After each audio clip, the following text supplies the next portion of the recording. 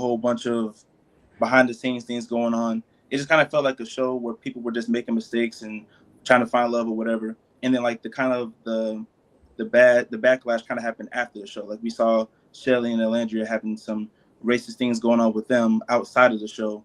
And this season, it seemed like as soon as Casey made the comment of "You're the blueprint," that's when like a lot of the discourse started. And like I'm like, okay, hold on, why? Like what about that conversation made that a like he was performative? You know what I mean?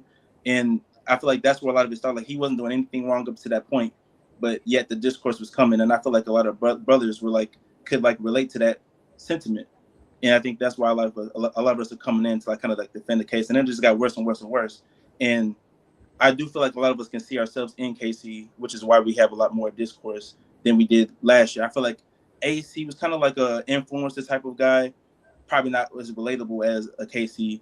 And he's the only brother on the show this season. Like we had a few brothers last year. The brothers didn't really come until Casa, So that I think that's why we have a lot more men coming in. And it's a show that involves men. It's women and men. And I feel like if you're only taking the perspective of women on a show that involves dating, you're not going to get the full picture. So I think that's why a lot of men are coming up to step in.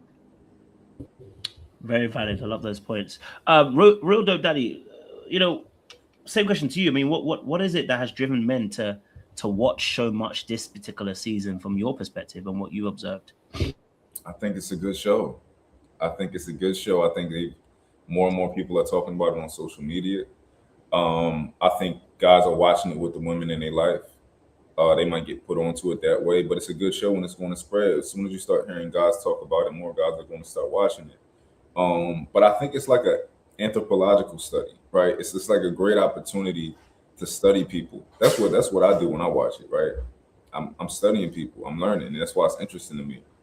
Um, it's I understand the idea that girls think it's a girls show, but it's not.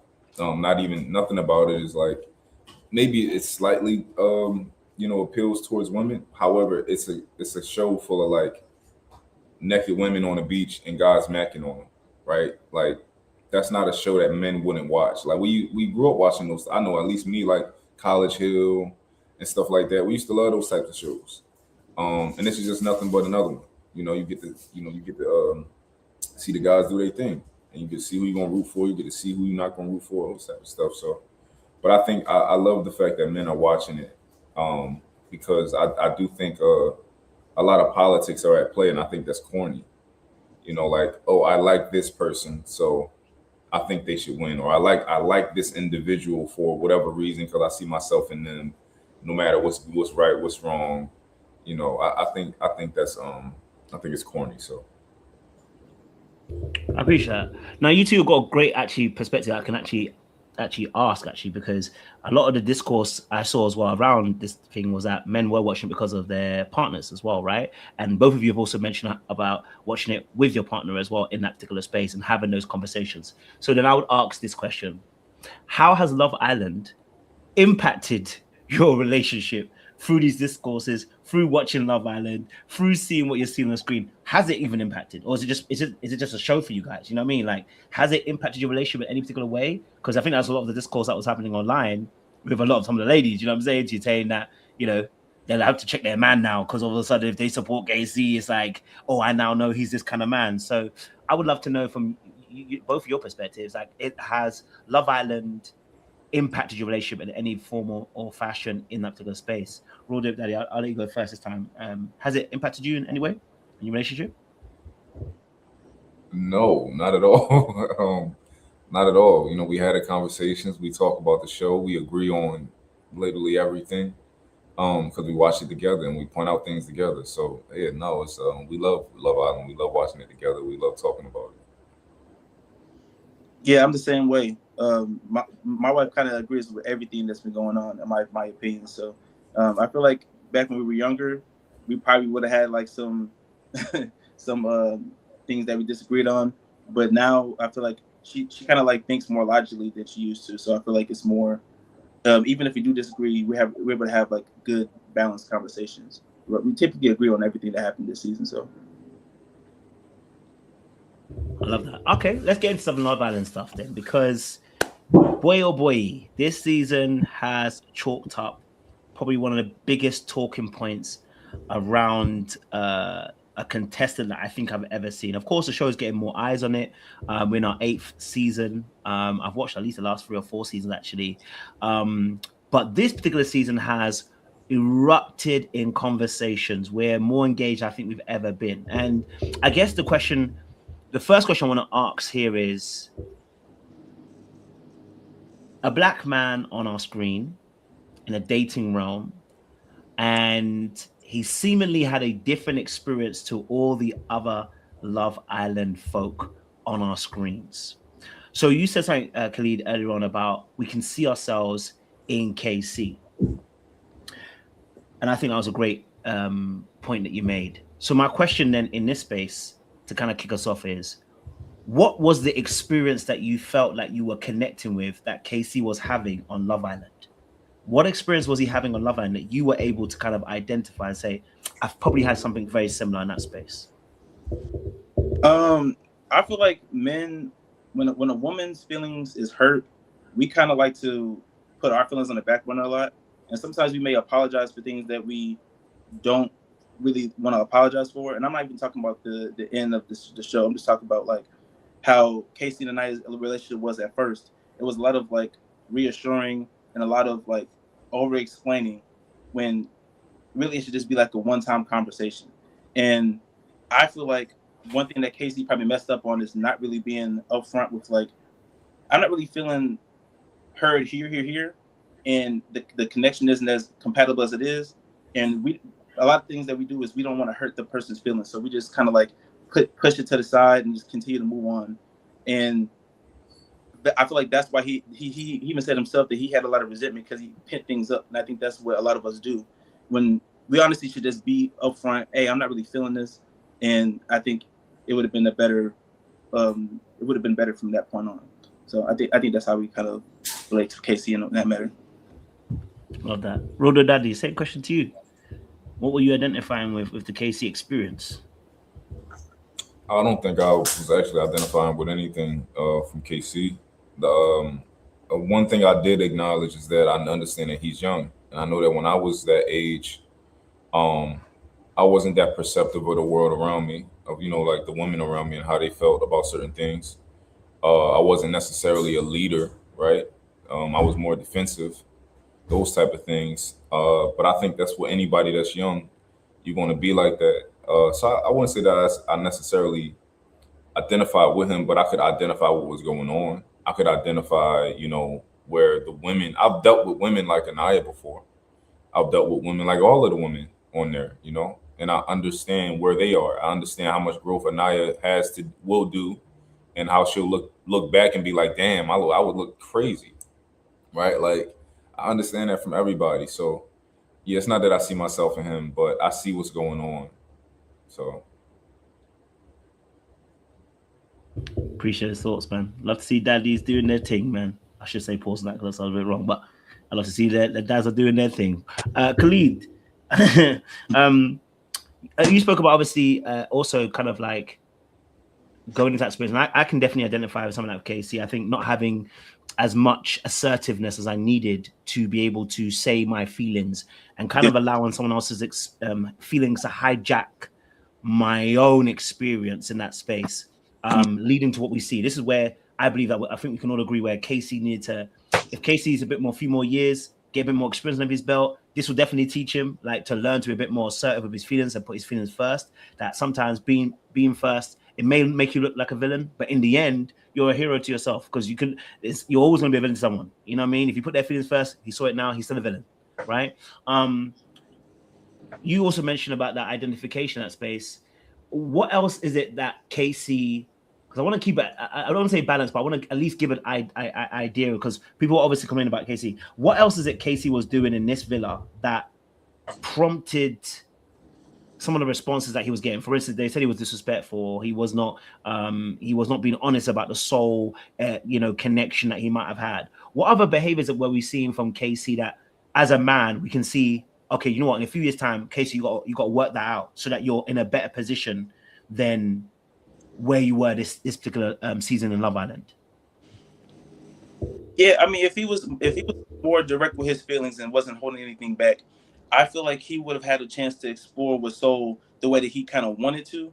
I feel like he kind of put that on the background, and he was really like wishy washy with the whole. Oh, I didn't explore Soul because it's sincere. Oh, I told you I was gonna explore, but I wouldn't do it if there was if I don't want to force it. If it's not there, it's not there. You know what I mean? But I feel like if he would have just put himself first and said, "Hey, this is what I'm going to do," and I'm not going to do that, I feel like people would have a little bit more respect for it. You know what I mean? And I think it opens up what his true intentions are. Because for me, I could kind of look behind the lines and see he just didn't want to hurt her feelings. And the first time he asked her, or she asked him, "Are you going to explore that?" He said yes. She cried and he was wiping away her tears. That's gonna make somebody not want to go through with something because I already have something strong here. Why would I? She's obviously upset. Why would I put that away to go explore something that might not even work? You know what I mean? So I feel like if he was just more direct with himself, and he wouldn't have had that resentment, and I feel like this would have went a lot better. I hear that. Rolled up, Daddy. Yeah, man. I think I was watching the show and I was like, yo, I just wish that he was a little bit older and he could control the room. He could handle, the woman's feelings and all that type of stuff. That's what I ideally wanted. Like even when he came back with TT, he didn't have to.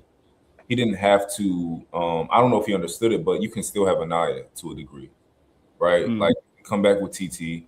You can communicate to Anaya. Let her get off everything that she feels. Right? She's hurt. Let her say everything that she wants to, but then communicate to her like, hey, I'm not replacing you with TT. I just want to explore the connection. I want to test our connection, right? I think that he could have absolutely still been able to explore Naya and explore TT, but he got so defensive, and I get it. They were screaming at him, yelling at him, and he just was like, "Yo, fuck it." Yep. Right. So yeah, I would have loved for that. I would have loved for him to just kind of handle it a little bit better, but he's just so young. He don't got the experience to kind of handle, juggle those women's feelings and stuff like that. So, and that's a good point too, because I got a little bit of flack for this, but I even said right after they went off on him and everything, in that moment, I'm okay with him like being there and being quiet because honestly, like you being talked over, you being yelled at, and you being cursed out, I get that. But for me, I would have loved for him to pull her to the side the day after. They didn't talk until after the next vote or whatever. It was like the next episode. He didn't talk to her all day. I would have preferred, let's just put water on the bridge. Let's communicate our feelings. And like you said, I still kind of want to explore that. I just wanted to test our connection and see if there's anything more. But I got a lot of flack for that for some reason. I don't know.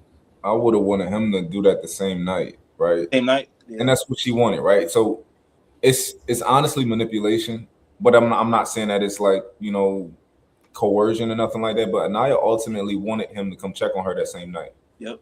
She wanted him to come chase her, come follow me, come make sure that I'm okay, come tell me that, yo, I'm not leaving you. Like she wanted all of that. And typically that's probably how she goes about getting her reassurance.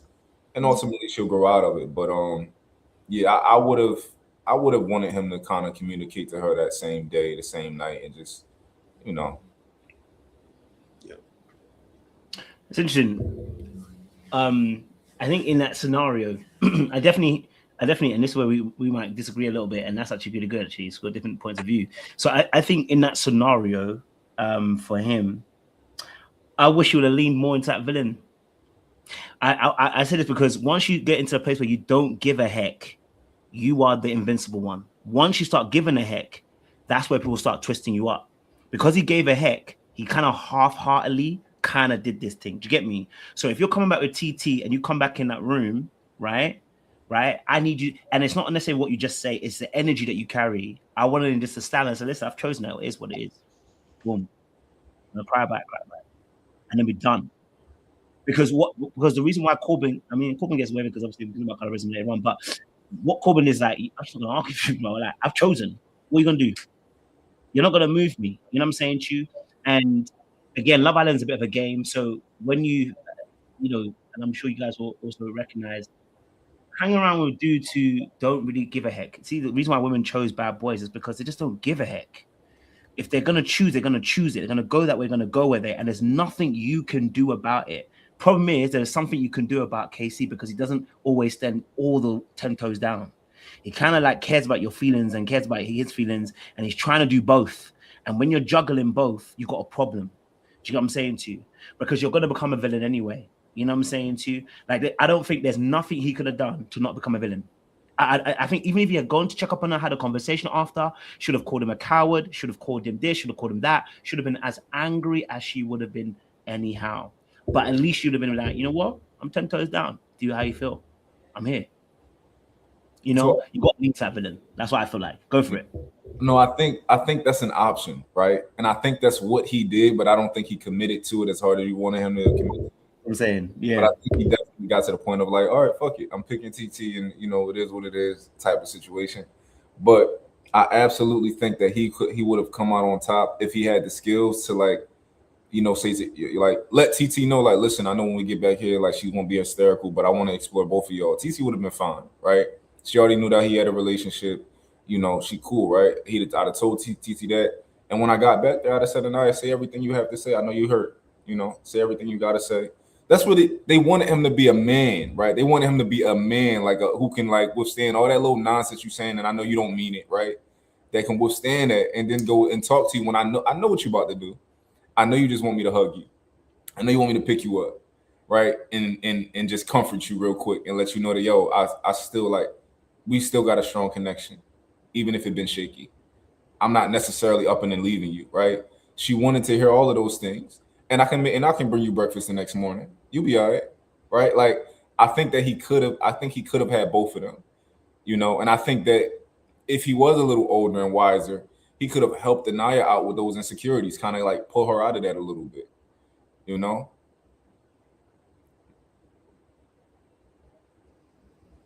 Yeah, I also feel like, I don't know if he had like I don't know if he felt safe to have that conversation, but like you said, as a man, I feel like you kind of got to go into the fire a little bit and just like give that space. And if she declines you, she declines you. Like when Zach chose Kata over Kenzie, he went up to her like 2 times. Like, hey, do you want to have a conversation to talk about everything that just went down?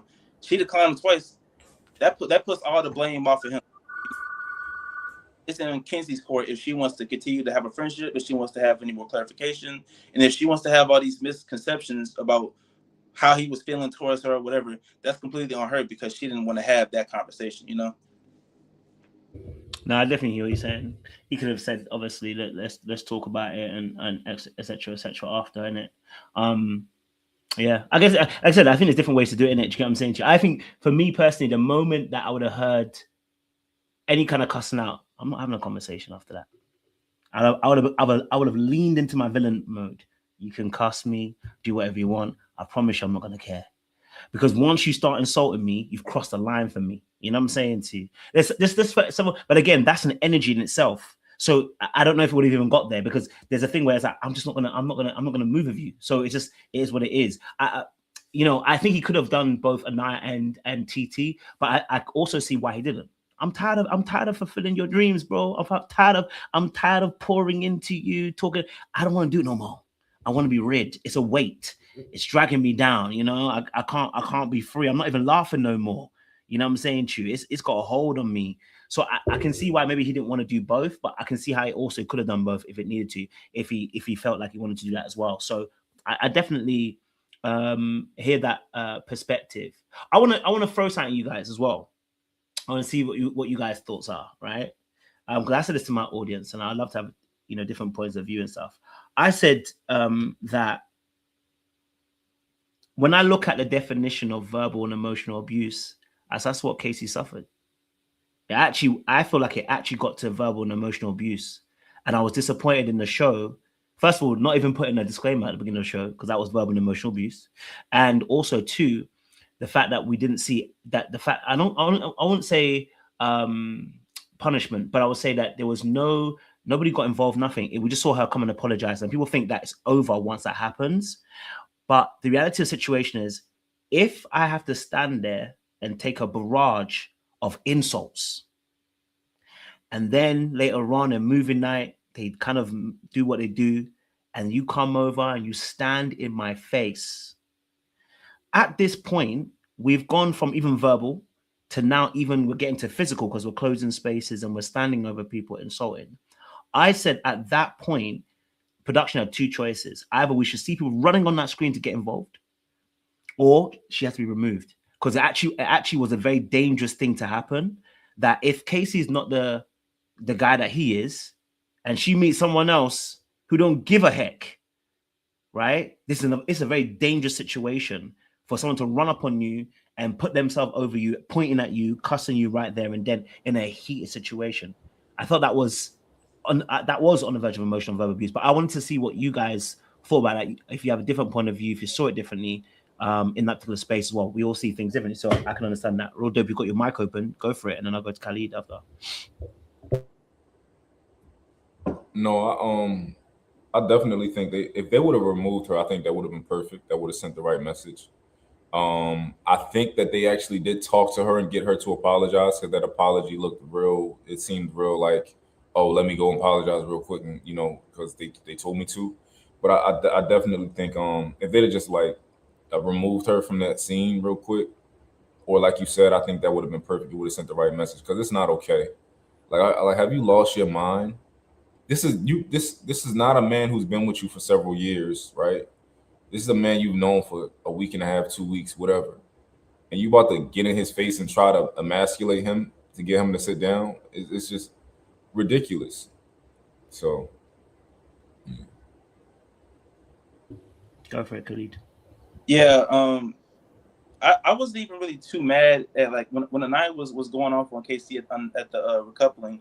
I wasn't that mad. Like, you and your emotions, go ahead have it. But I would have preferred it to just be a one-on-one conversation, and then once she's done saying what she says, then he can go in. But it was the whole Kata and Trinity inserting himself, and all of them coming at him at the same time.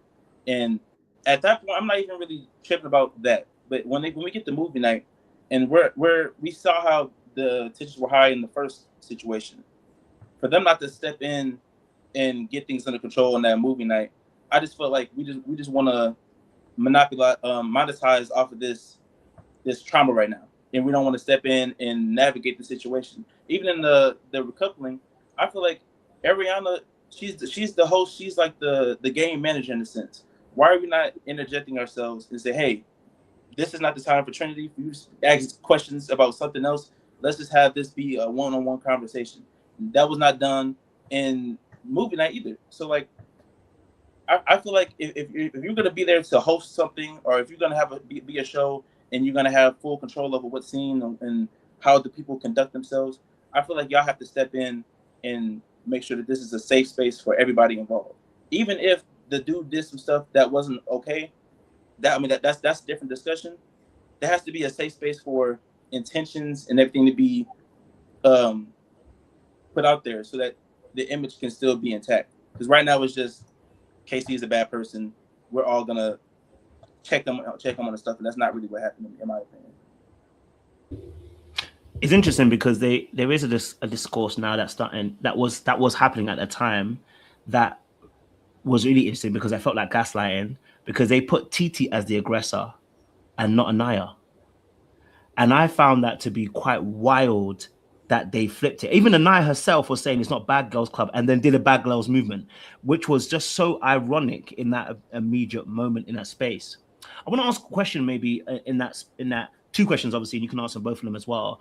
How did you feel about the fact they switched TT as the aggressor almost in that situation? Like, why is she getting involved? Why is she talking? Why is she raising? Why is she even saying anything?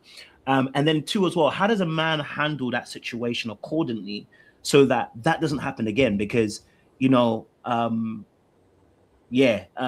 situation, I'm sure other men are going to watch that. And what I don't want a man to have to knock a girl out. I don't want to see that. You know what I'm saying to you? You know what I mean? Even if that girl gets in your face, but I also don't want him to have to incur that situation. And I do believe that situation is preventable in shape or form. I'm sure you guys have, as you've grown and become more mature, you ain't have no woman run up on you like that. You know what I mean? Like, so, there's something that has changed for you that has made that situation shift. So I want to, those two questions. How did you feel about the TT aspect and her being labeled as aggressive, even the things about the memes about her having muscly arms and stuff like that? And then obviously as well, number two, which is how does a man kind of like handle those kind of situations where someone does gonna pretty much can run up on you in that situation. Khalid, I'll let you go first on this one. Yeah, the discourse between TT being the aggressor, I've seen her being made more manly than she was. I've seen her even in a gorilla caricature.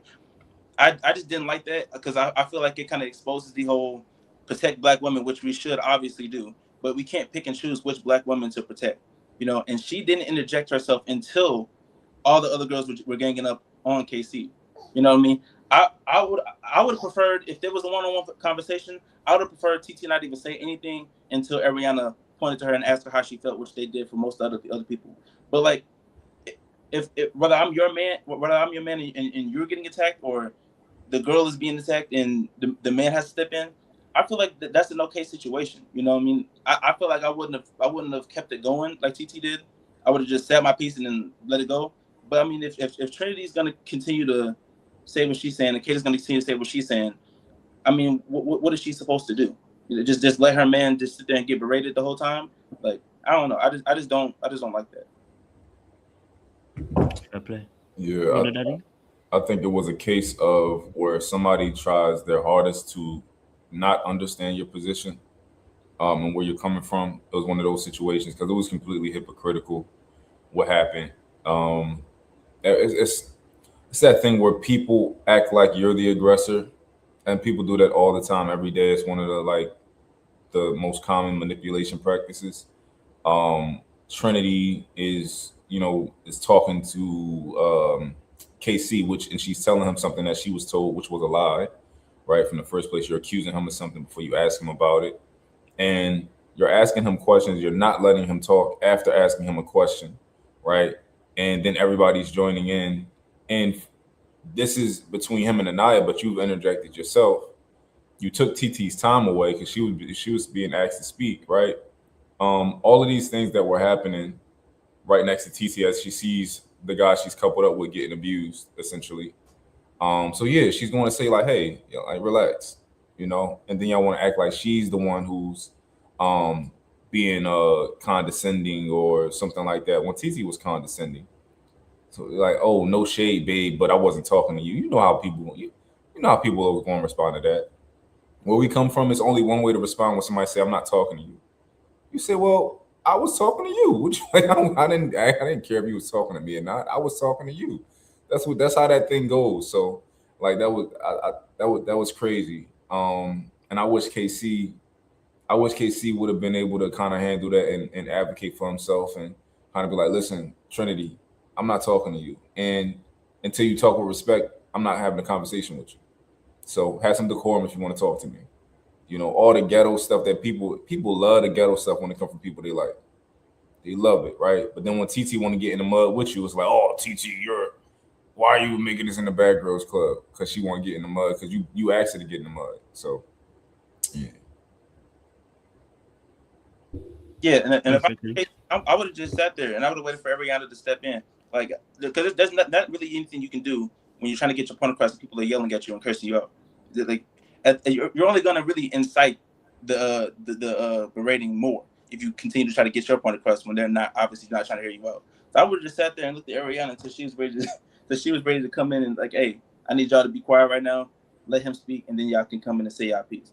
And I would have even allowed Trinity to continue to ask the questions. Like, I feel like you're not really managing what's going on here. And then I feel like that's what needed to happen. Yeah, and it's interesting because I think, and you guys kind of said at the beginning, right? Casey, a couple of years' time, will probably be able to handle these. Hopefully, be able to handle these situations differently. Yeah, because, and I always say it's like, women know who to try. I'm tell you, women know exactly who to try, right? Because there are men out here, they are never gonna do that. Group or no group, they ain't gonna try it, right? He doesn't have to throw a punch. He doesn't have to be the muscliest guy, whatever. It doesn't have to. It's simply the aura of this is a boundary and this is as far as you go. You know what I'm saying to you?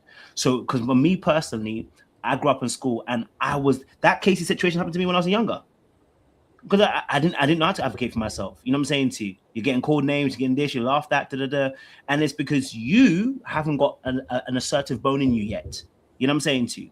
The moment you gather that assertive bone, you're able to let people know, listen, this is as far as you can go. Because the first swear word that came my way would have been like, "Hey, my friend, if you don't pack it up, I'm not having this conversation." Number two, Kada, you call me a little boy. if you're gonna talk to me like that, I'm not talking to you. Don't talk to me.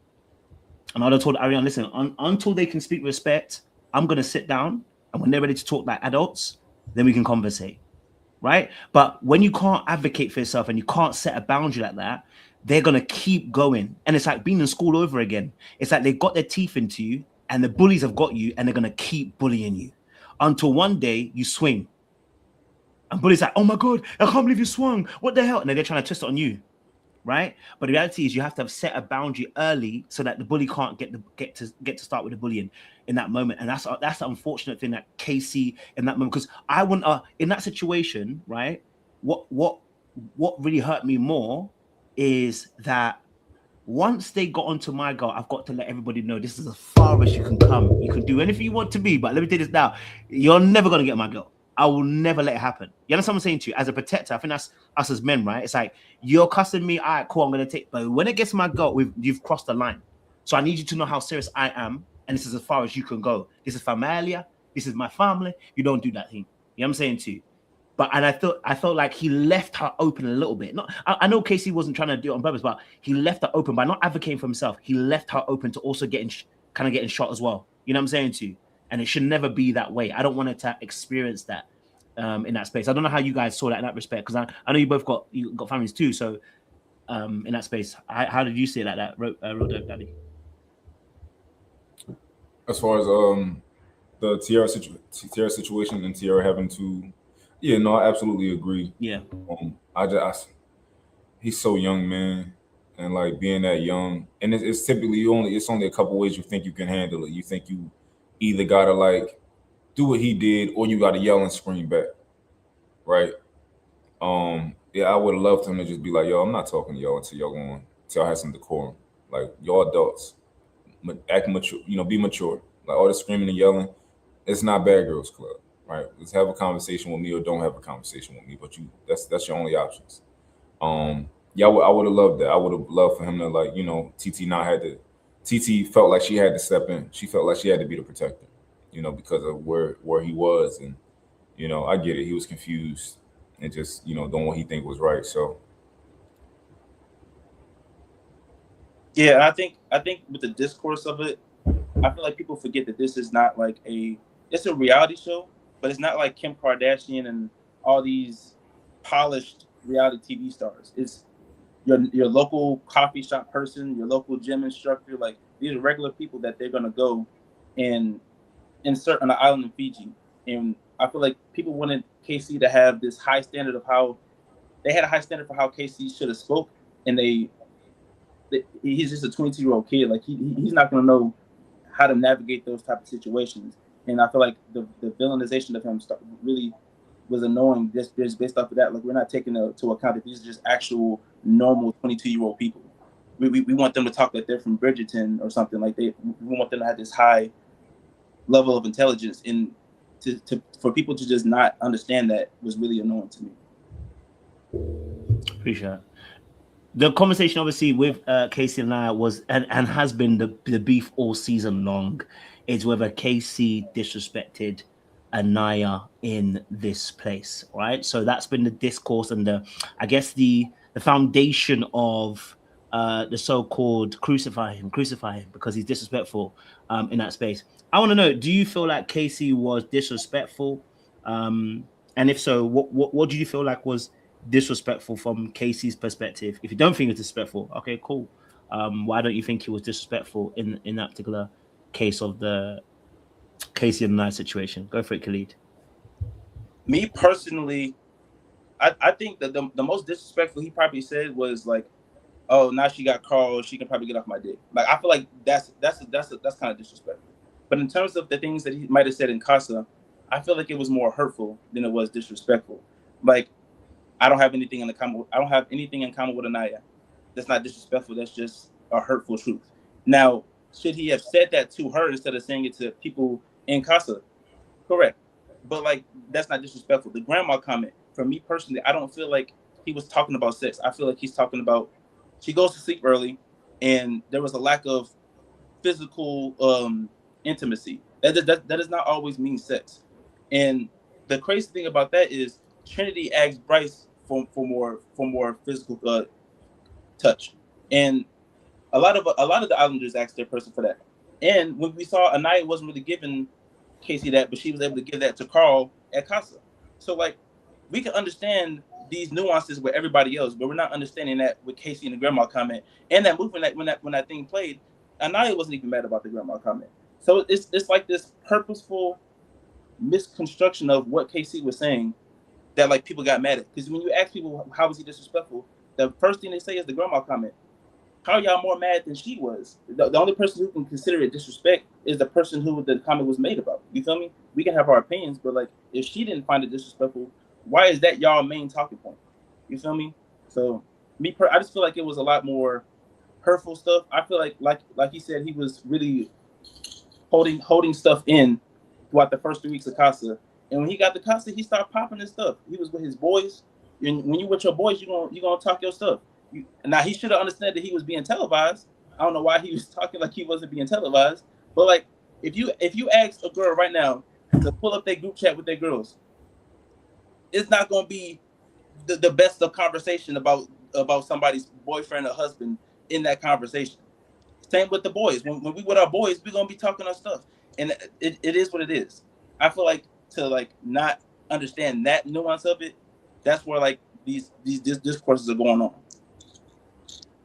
Yeah, I think that's where like the hypocrisy comes in, like, cause like how do you girls talk about guys that you've been dating for 2 weeks and you don't want to date them no more? Like, what type of respect do you give those guys in your phone to your group chat when you're talking to your friend about the nigga you met 2 weeks ago, and oh he gave you the ick, and it's time to like move on? Like you probably talking about him like a dog, right? So I don't think my position is I don't think he said anything disrespectful, because I don't think he said it to her. I can talk to my friend. I'd be like, yo, shorty on my dick. Okay, I said it to my homie. I'm not taking that back. That's why I felt, and I said it to my homie. What does that mean? That means that, oh, I'd like you to leave me alone, or you on me too much, right? It's just a colloquialism. I don't think he disrespected her when he said she like grandma. Okay, like a girl, I can say that about my girl right now. I can literally go and say, like, oh, she like a grandma. She go to bed early and like she didn't give me no booty. I can say that about her right now if I wanted to. She wouldn't take it nowhere, right? Like people just picking and choosing. I don't think anything he did was disrespectful. I think he pretty much just he was just moving. I would say that he was moving selfishly, right? Which is not disrespectful. It's hurtful. I get it. I think he could have did a lot of things better, but I think disrespect. I think if we want to call what he did disrespect, then we got to talk about Anaya and her manipulation and trying to manipulate him and call that disrespect too, right? When he's like, yo, I want to explore soul, and you tell him that it's okay, but then you try to you cry and you use the tears and you want to try to use your tears to get him to to react certain ways and stuff like that. That's technically disrespectful if we're using the same measuring stick. So, yeah. No, I definitely hear that, man. And there are some, it's interesting. Like whether I agree or disagree, actually, it's quite interesting discourse, because I don't think he was disrespectful, but I can understand why someone might feel that way, right? But the reality is that the disrespect that they're talking about is disproportionate to the anger I'm seeing, right? Because the throwing of the word disrespect, we can all look at the behaviors, right? And reminding ourselves that the disrespect word was actually thrown before movie night, right? So she only got a glimpse of him moving on with another girl and him moving, etc., right? And this is why I feel like why there needs to be more discourse around this, because why I said about the emotional and verbal abuse is because also in this situation now, they've had conversations about going away. I say go away, but what he said was basically said, go and do what you're going to do. A brother goes and does what he does. And now we're calling him disrespectful because he went and did what he wanted to do. You should say what you mean. I always tell people, listen, don't say something, and then when the person goes and does, he say, well, I didn't mean that. No, you can't say that. Say what you mean. Nobody's a mind reader here. Be literal with what you're saying so that people can know exactly what it is. So if you're then saying go and do what you got to do, and you go to Casa and he does what he does, right? Okay, that's all you saw, right? There was no conversation at that point until movie night. So again, and so for me personally, I didn't say, but let's say he was disrespectful. I'd say him being disrespectful, okay, I wouldn't hold him as the only one. Are we saying that Sincere was not disrespectful? Are we saying Sincere wasn't? Are we saying Corbin's not in the same boat? You know what I'm saying? True. Like, are we not saying Zach is in the same boat? Because they all do the exact same thing, apart from Bryce. Because Bryce had Sydney, but I don't think he wants to do it. Anyway, but you know what I'm saying to you? Like they were all in the same boat apart from probably Bryce, right? So why was the label so heavy for KC as being disrespectful, and we're seeing others get away with it scot-free? You know what I'm saying to you? I guess we're coming to that part of the conversation in that area now. So, you know, as to why that's happening. Yes, Khalid, I'll go to you first, and I'll go to Real Dope after. Yeah, I feel like, and this is like one of my last videos I had just made. Like, people are having a conversation of disrespect versus disrespect, but they're not going past that. They want to stick to that, and we're not talking about why does the punishment not meet the crime. You know what I mean? And it's like when Casey. Sorry, I'm blanking. My bad. My baby is not letting me have this conversation. But Can you go to can you go to him? I'll be right back. Yeah, no, do your thing, man. Do your thing, bro. No problem. Go for Real Dope. Yeah, ask me that question again that you just asked him. Yeah, no, I was saying, why is it that KC's disrespect is the one that's being highlighted so much in comparison to everybody else's disrespect, which is going on as well? In fact, since they continue to disrespect, you know what I mean? He didn't even finish. I think it's because of Anaya's perceived position in the villa. Anaya might be the villa little sister, or she might be like the villa nice girl or something like that. That nobody wants anybody to break her heart or do anything, and that might be part of the manipulation thing of how she uses her tears and stuff and her feelings as power. They play a part into that, but I think that was probably most of what it was. How could you do this to Anaya and she likes you, and then like he's not telling everybody else that he told her he wanted to explore soul, and he told her that soul was pretty and stuff like that. They think that he probably been telling her one thing, and we had signs of you getting to this Casa Amor and acting crazy and choosing another girl. Like, I understand relationships, and I know that relationships get rocky for a lot of people. And we saw it leading up to that moment where they was about to read the letters, and we didn't even know if they was going to choose each other, right? We saw things getting rocky before he even left to Casa Amor. So yeah, no, I think it was way overblown for sure.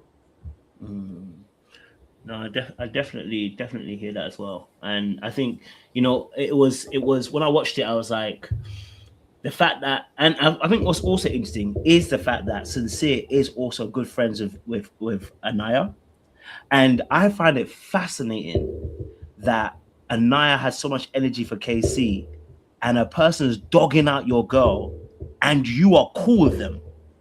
You know what I'm saying to you? And the audience is like, but wow.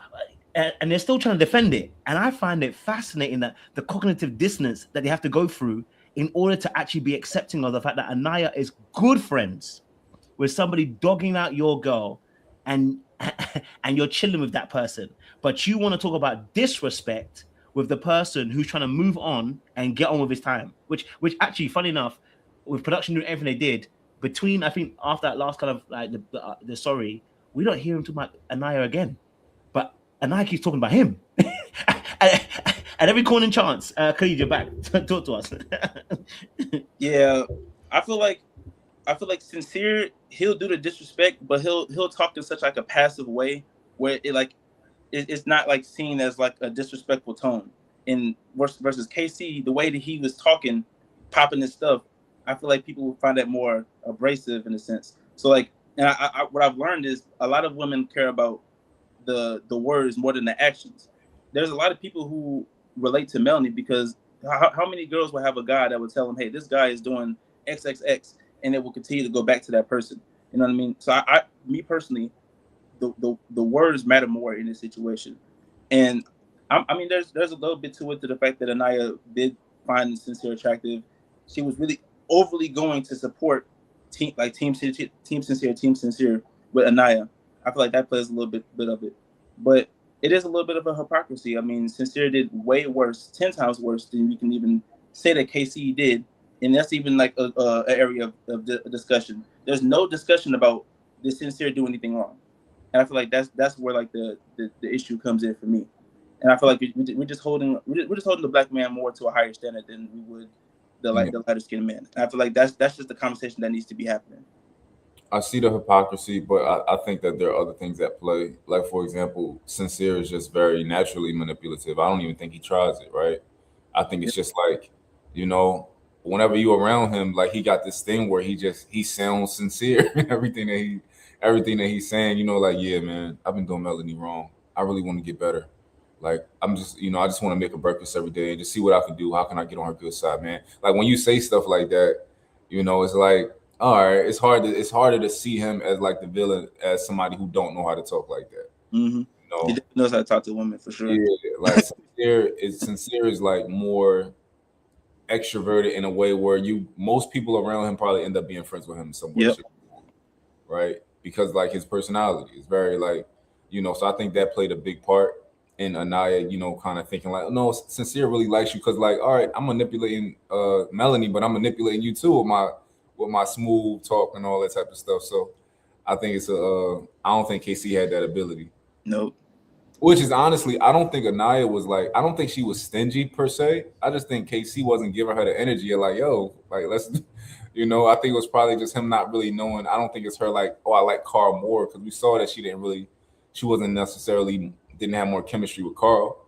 It was just that, you know, KC, I think he just ain't had the moves a little bit. I don't know. He also had like this weird like confirmation thing. Like if whenever he did something wrong, the girls would like talk to him about it. Melanie talked to him about it. It was consistent. Yeah, I understand. I hear where you come from. Yeah, you're right. Like almost to the point of like cutting them off. But it was just like constant. I don't know if that like gave the girl like a sense of like safety or like reassurance. But I do think that like he just knows how to like say the right thing at the right time to get himself out of a situation. And he's obviously very likable. He had a lot of people to the point where he has Anaya and Trinity doing the work for him. Like when they had the whole hideaway situation, he didn't say anything. Trinity advocated for him. So it's like he's right that he does have a way of talking to women that makes them feel safe in that situation. No, I definitely agree with that. I think what's interesting about it is that the Sincere in the case situation, there's several components. Yes, Sincere is much more smoother and therefore can win people over with his manipulation. I also feel like KC is suffering from what I call there's several components of KC. And I look at Love Island like school, right? KC is not the most popular anymore. You know what I'm saying to you, right? And when you're not the most popular and you're also a little bit awkward, right? You're going to get dummy whammy. And Sincere with his smoothness, a bit more charismatic, you know, can talk to the girl, he gets that leeway, right? Because he holds a status, he also and the way that he maneuvers with people. And that's what I said about KC. KC's like, you know what KC reminds me of almost is the good-looking nerd. You don't get the same grace. You can say the same thing that someone else said, but you are the good-looking nerd, and they're going to collapse you because you're the good-looking nerd. They don't feel like you have the audacity to say that, because everything that Sincere did, even when he told them to shut up, and you know what they did? They shut up. Mm-hmm. He told them to shut up, and they did what? They shut up. Was that not aggressive? Was that not red pill? Mm-hmm. Right? Was that not manosphere as they've been labeled in KC? And so actually, he suffers not just from that. He suffers from the fact that being of a black man of a darker skin tone, you are automatically labeled as you are a danger. And so when you're on these shows, you don't get the grace. That is why when he stood up, the ladies are saying, oh my God, he stood up. He stood up in his own area. And yet, actually, I've got a clip for you guys of something that happened. I don't know if you've seen this. That comes from movie night when Sincere and Trinity were kind of going back and forth. And he was very heated of the moment. He stood up and he was like, Trinity, you haven't even explored. And it became a meme, and it's in the villa at least, and it's fucking.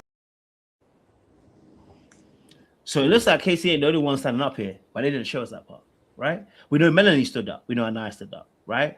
But we're now hearing that Sincere stood up. But do you know what we haven't heard? We haven't heard the same discourse around any of those three people. You know what I mean? So it's that situation where unfortunately he's getting hit harder with all the things that have happened, because unfortunately colorism plays a role. It does play a role in the situation, you know. Yes, go for it, Khalid. Yeah, I mean, we kind of saw the same thing with Taylor and Alandria last year. I mean, he kind of led her on. Like everybody understood that the chemistry wasn't really there. I mean, you can see it in the way that they kissed each other; it wasn't there. And then he chose Clark and Casa, and he got absolutely shit on for the entirety of the show, to the point where they got eliminated right after he asked her to be the girlfriend. The same thing with Casey and TT. And it's like you put a black man on the show, and his sole purpose is to go and be with one of the black women on the show. And if we saw when Casey was thinking about Soul, they were trying to put the colorist tag on him, but he didn't go. He ended up choosing TT. So it's like you can't use that. So now we have to go to other things to express why we're upset that you did not choose this black woman, and you made this black woman cry on national television. I think that's the real crux of it. Like there is like the girls thing and the protect black women, and that's cool. But when you can't put something on him at first, you try to put these things. I seen somebody call him the R word. I don't know if I can say it on here, but they call him that stuff. They call him a red pill guy. And in my mind, how could he be red pill if he's making breakfast for somebody? You know, he's doing all these submissive things. He's calling somebody the blueprint. He's doing all these things that would go against that. I feel like a red pill. That's Andrew Tate and them. You know, like they wouldn't even give this show the time of day. So he also stopped Melanie from going upstairs to crash out. Like I feel like if he's this bad person like they're saying, he wouldn't do all these great things in his community, having people come out and run in the community. That's something that shows that he's a decent person, and I don't feel like we're giving him that grace to make mistakes, given he's a 22-year-old person on the TV. I hear it. Go for it. Did you want to say something real dope? Acting like anybody's a bad person on the show is just like crazy, right? They just young, dumb kids who is trying to figure it out, right? So acting like anybody's genuinely like a bad person, I think that's crazy. Like specifically KC, who like when we talk about Taylor and I think a lot of these situations that people don't know what they feel themselves. I don't like we could see that Taylor and Olandria there was no chemistry there. They telling themselves like, oh no, you know, maybe it's just slow. No, it ain't slow. You don't like that girl. You're not attracted to her. She's kind of attracted to you, maybe, or maybe she don't really care that much about attraction. But we could tell that he didn't really. Even with Bryce and Trinity, they don't like each other. Y'all might like each other, but y'all don't got no chemistry. I ain't seen that boy touch her butt this whole season. He didn't been more intimate with Zach. Like they didn't kiss, but like we ain't see no passion between them two. We ain't see none of that. Like. And if they would have had legitimate options come in, I think they would have jumped ship, both of them. Trinity been ready to jump ship this whole time. When Corbin came in, the way she was looking at him and talking to him, but then you just realize like, oh, I'm probably not his type. You ain't Corbin type. Corbin like him, you know. So it's like, and Bryce wanted to explore Kata, but Kata like, nah, bro. So he didn't really have no options that he could really explore, right? Nobody was really into him, so. Yeah, I think they both would have jumped ship too. So, and Bryce and Zach are close, like super close. He's not gonna just go behind. Like he didn't go behind his back, but he's not gonna go tell his best friend, "Hey, I want to talk to your girl because I think that there might be something there." If he didn't really want to pursue that, you know what I mean? Like that's something that's pretty looked down upon. You going after your bro's girl, you know. And he also made a good point about the production. I feel like the production kind of led these things to happen. You over here having no dates. There was few bombshells. People forget that Kata and Gabe were both bombshells. You know, there was a lack of bombshells. There was lack of dates in season 6 because I had to watch season 6 because people were telling me you can't just watch season 7 8. There was Andrea and Nicole came in. They were able to take 2 men each on dates. Imagine if Soul and Soulja and Caleb were able to come in and take 2 people each from couples to go out on a date. I feel like Soul would have definitely chose Casey and Sincere, and who knows how that would have happened. Instead, they told those bombshells to just go in and figure it out. That's creating a hostile dynamic. Soul has to go and basically steal somebody, and then they had America basically break up Melanie and Sincere. Now we're having Soul be villainized, you know what I mean, for something that she can't even control. So I feel like if they would have just had more bombshells, more consistently, more dates to like have the dynamic be the show is creating this tension versus these people are coming in to create this tension, I feel like that would have went better as well. Yeah. I think they really dropped the ball with the bombshells this season. I don't know what they was doing. Like y'all should have had way more bombshells, way more often, way earlier. Like they really, I just felt like they let everybody get into these strong couples, then they threw some bombshells in, and it's like, yeah, that don't make the show interesting, you know. So yeah, Caleb got lucky. I mean, he found somebody in Casa. That's pretty much the only reason why he was able to stay as long. Jen, she got paired with Gabe, and then Gabe got eliminated. She almost got eliminated herself. I feel like they just didn't create a good dynamic, and maybe it's because they had lost a producer or something. Somebody died, but like that just shows y'all weren't really prepared. Y'all didn't plan the season beforehand. I would figure that y'all would have the bombshells, the dates, everything mapped out for the entire season. So like even though somebody did die, why would that deter from the plans that y'all had made prior to the season starting? So I don't think that they handled this well at all. I agree with you, lot, man. I think they took away that power of the bombshells to be able to take them on a date, get a connection, get close to them. You know what I'm saying? And at least then, you know, make them have a choice in that space. So it was unfortunate that they did it this way. And it created a whole lot of mess as well alongside that. And it felt like the production just wanted to lean into the messy. I don't know if, you know, losing the director made them more discombobulated. Grief can make you do some crazy things. So I can understand, you know, in that space where grief kind of like takes you out of the game, and maybe the team went on their best A game, because it felt like it felt like, you know, they had to find something to pin all hopes on, and that became KC. They pinned all their hopes on the villain. You know what I'm saying to you? And it was interesting to see that. I think with the connections that they were building, you know, earlier on was I think there was a game plan by the people, the girls that got there, right? They're thinking to themselves, you know what, we stick together from the beginning, we get to the end, because Kayla's actually a bombshell, like you said. So she's part of the core 4, but she was actually a bombshell.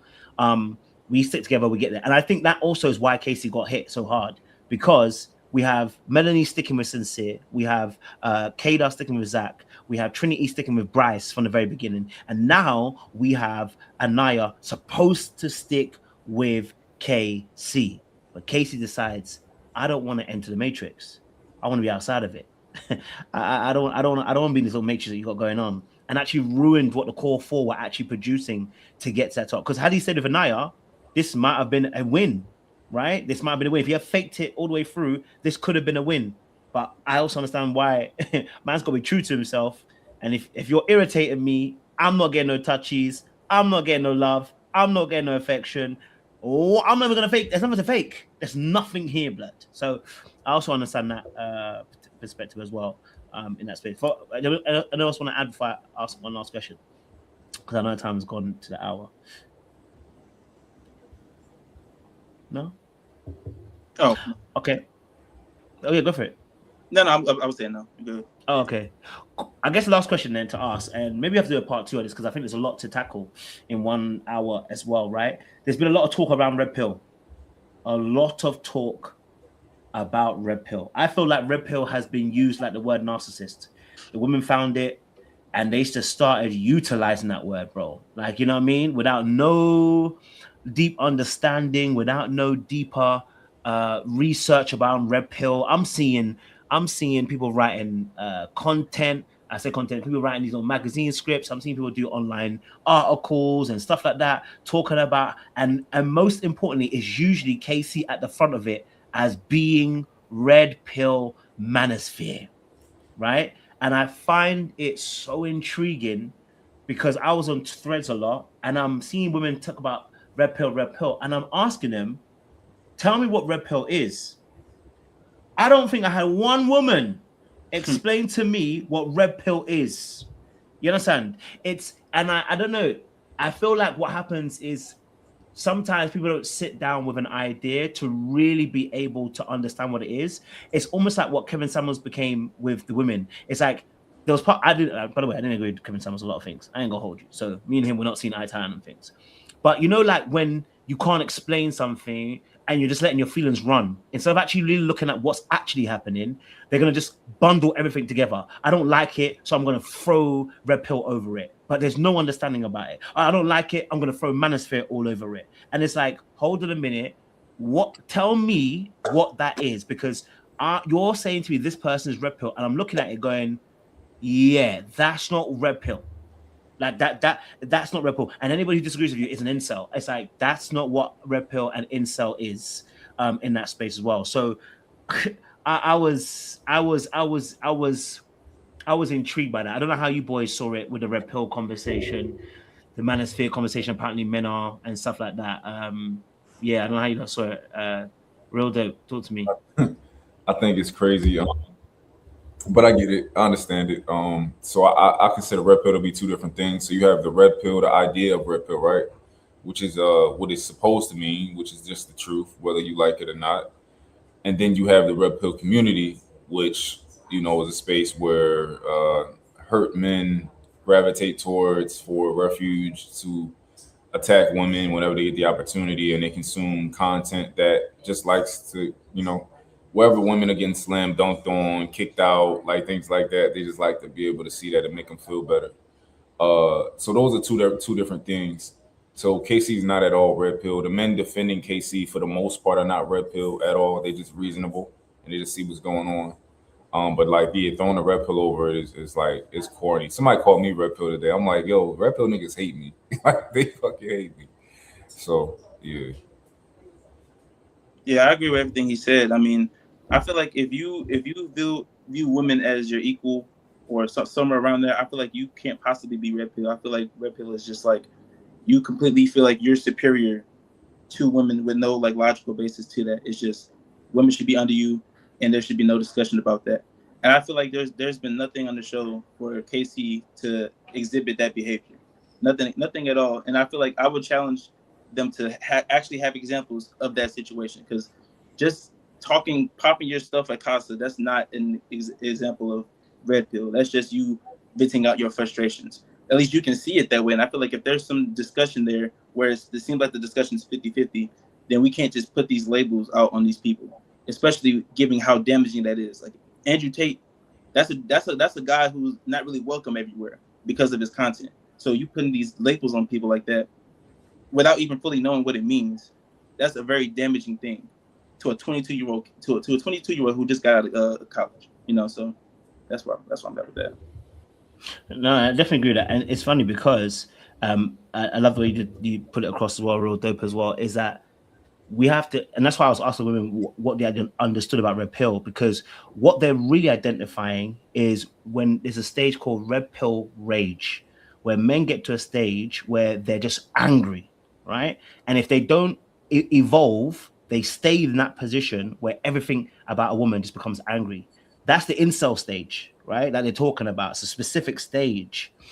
Incels don't ever evolve, right?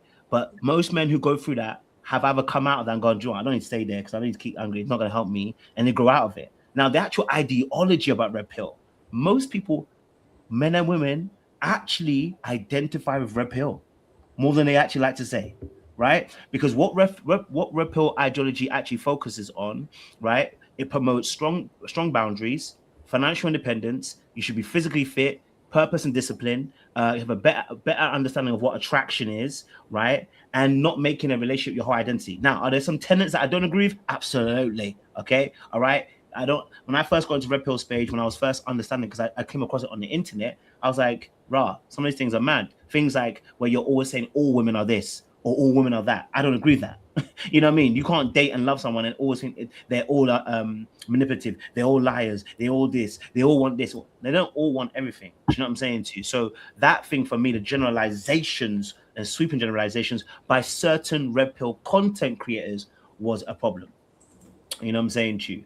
And so for me personally, I'm disappointed by the way they covered that red pill aspect.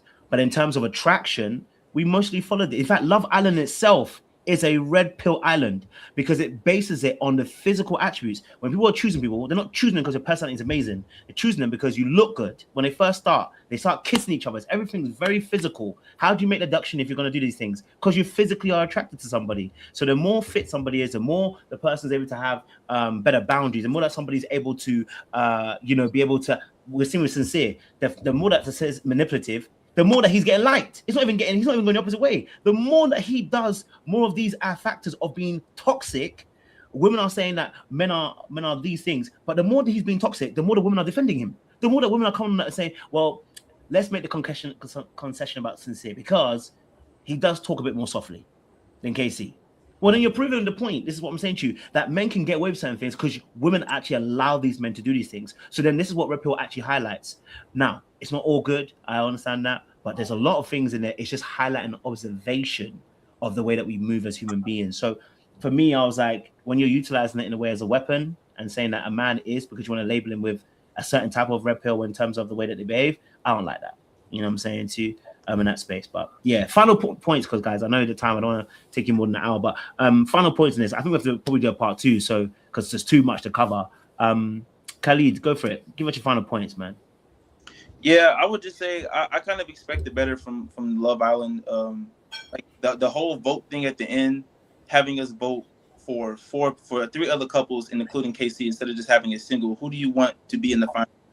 I feel like that alone should just tell you where the Love Island Productions mindset was. I mean, the previous vote where we had to vote for least compatible, they tried to, instead of doing most compatible, they did least compatible. KC fans still understood, because you can get tricked up by that. Instead of just reading the font, you could just vote for who you want to vote for, and that could have messed up the KC vote too. But they had least compatible, and KC still was at the top 4, KC and TT. And Kayla and Zach were in the bottom.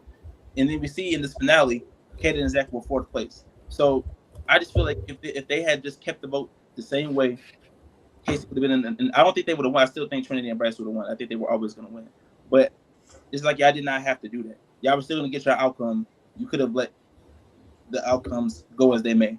And I just think that they kind of added the fuel to the fire. We see a whole bunch of brands coming out and saying bad things about Casey and Sincere too.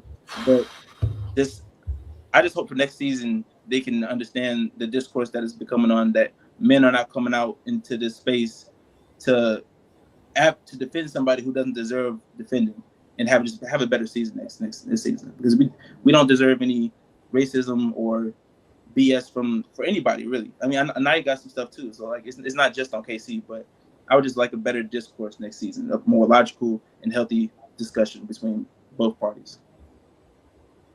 Appreciate it. I think well, like I said, I watch it because I like love. I like to talk about love and those type of things. So when people like Bryce and Trinity win, I hate it. I hate when people like that. When I hated last season when the other couple, Olandria and Nick won. They won, right, last season? Amaya and no, won, and that's cool. I didn't like them either. I want conversation. But it was almost like Chelsea. It was almost like Alandria and Nick won, from the response. But yeah, I hate all the non, like I want to see passion between couples. Like I want to see all of that. So when Bryce and Trinity win, I'm like, honestly, at this point, I didn't even think nobody should. I would have been comfortable if nobody won. If they just kind of like, after they sent KC and them home, which was one of the only. Well, Melanie and Sincere are a real couple, but also they got a bunch of stuff going on.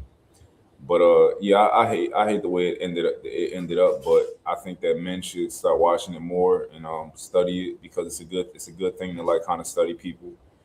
And yeah, start voting. That's another thing. Men in general, we don't vote for a lot of things. We don't get up. We don't let our voices be heard when it comes to a lot of things. So it is going to be difficult getting men to participate, outside of watching it, but then also voting and watching it. That's going to be an uphill battle. But I definitely think it's something a lot of men would enjoy. I think this season was a good start, though. I mean, we seen like a whole bunch of like the basketball community, the football community. I feel like we kind of vote when our brothers and our partners are coming in to vote too. So a lot of us were like, hey, download the app, go vote. I feel like next season there might be more of that camaraderie going on. So I'm interested to see how next season goes. This season was kind of like, especially with the lack of bombshells and dates that happened this season. So Appreciate it. Well, boys, listen, thank you so much for this, man. It's been an amazing conversation. You know, and you guys have been articulate, and I appreciate the depth that you guys brought to the conversation as well. We have to definitely do a part 2 for sure, man, because there's so much to cover in this Love Island, so many different concepts as well. Because we even touch, you know, like the brand situation, you touched on Khalid as well, something that I want to touch on, but there's so much around that in terms of some of the tweets, some of the things that they've posted, and why I'm saying it's actually disgusting, some of the stuff that's happened. They don't realize it's bullying that they're incorporating on a global level. And we didn't get to even touch on the fact that TT's comments around that this is happening to them because they're black, and then black people saying to them, how can you tell us about having a black experience? Black people actually invalidating other black people's experience because they don't like them. It's crazy. We definitely have to have that conversation as well another time. So look, audience, it's been amazing. I was joined by Khalid and Real Dope Daddy. Please make sure you follow Khalid. Where can they follow you? Khalid_Murray on Instagram, and if you just search up Khalid Murray, you'll find me. My name is pretty unique, I guess. Appreciate it. And Real Dope Daddy, he's on YouTube as well. So y'all already followed him before when he's on a platform. So but yeah, look, guys, it's gonna be a great conversation, hopefully in part 2. And then I'm sure we'll get some other people in there and some ladies as well who want to come and have their say as well. But definitely a great conversation. So listen, audience, don't do anything I wouldn't do. Make sure you stay safe out here. Okay, all right. There's a lot that's happening out here. So be easy. All right. Bye-bye.